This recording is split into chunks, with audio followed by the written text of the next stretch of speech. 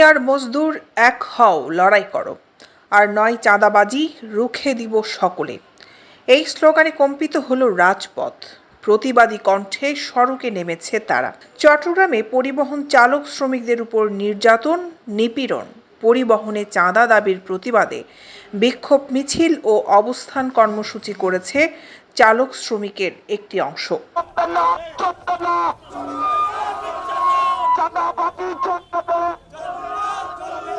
আজ বৃহস্পতিবার বিকেলে বৈষম্যহীন সড়ক পরিবহন চালক শ্রমিকবৃন্দের ব্যানারে এই বিক্ষোভ মিছিল ও অবস্থান কর্মসূচির আয়োজন করা হয়। বিক্ষোভ মিছিলটি নগরীর অলঙ্কার মোড় থেকে ঢাকা চট্টগ্রাম মহাসড়ক দিয়ে একেখার মোড় প্রদক্ষিণ করে পুনরায় অলঙ্কার মোড় এসে কিছুক্ষণ অবস্থান কর্মসূচির মধ্য দিয়ে শেষ হয়।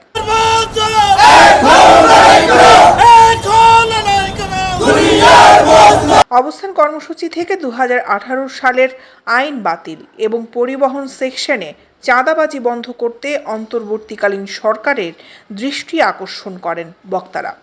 পরিবহনে চাঁদাবাজি বন্ধ না হলে আরও কঠোর কর্মসূচি ঘোষণার হুঁশিয়ারিও দেন তারা। এছাড়া সড়ক চালক ফেডারেশনের সাবেক সভাপতি এনায়েতুল্লাহকে গ্রেফতারের দাবি জানানো হয়। একটা স্বৈরাচারের পতন হয়েছে, এখন চাঁদাবাজের পতন হোক, আমরা শুধু এটাই চাই।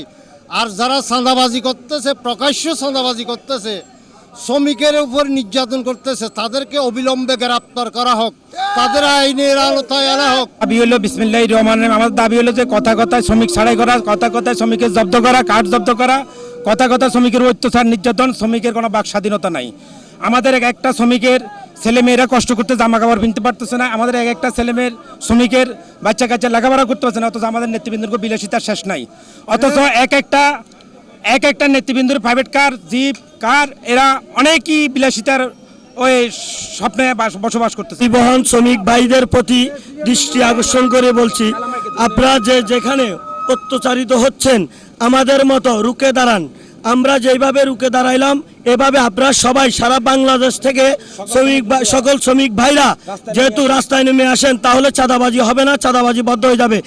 আমাদের অনেক শ্রমিক বৈষম্য বিরোধী আন্দোলনে আহত নিহত হয়েছে, তাদের সুস্থতা, সুচিকিৎসা এবং পরিবহন সেক্টরে নৈরাজ্য বন্ধ করা। আমরা এই অন্তর্বর্তীকালীন সরকারের কাছে আমাদের আকুল আবেদন, আমাদের পরিবহন সেক্টরটাকে নৈরাজ্যের হাত থেকে বাঁচাতে হবে।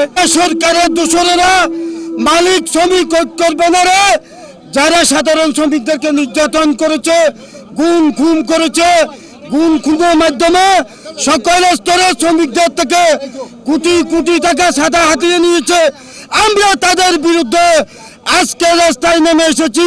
উক্ত বিক্ষোভ মিছিল ও অবস্থান কর্মসূচিতে বাংলাদেশ আন্তঃজেলা সড়ক চালক শ্রমিক ইউনিয়নের সাবেক সদস্য সভাপতি মোহাম্মদ ইব্রাহিমের সভাপতিত্বে ও সাবেক যুগ্ম সাধারণ সম্পাদক মোহাম্মদ রফিকের সঞ্চালনায় বক্তব্য রাখেন জুয়েল, জাকির হোসেন মিন্টু, নূর নবী মুসলিম, মোহাম্মদ শাহ আলম, হেলাল, আবুল হাশেম ইলিয়াস।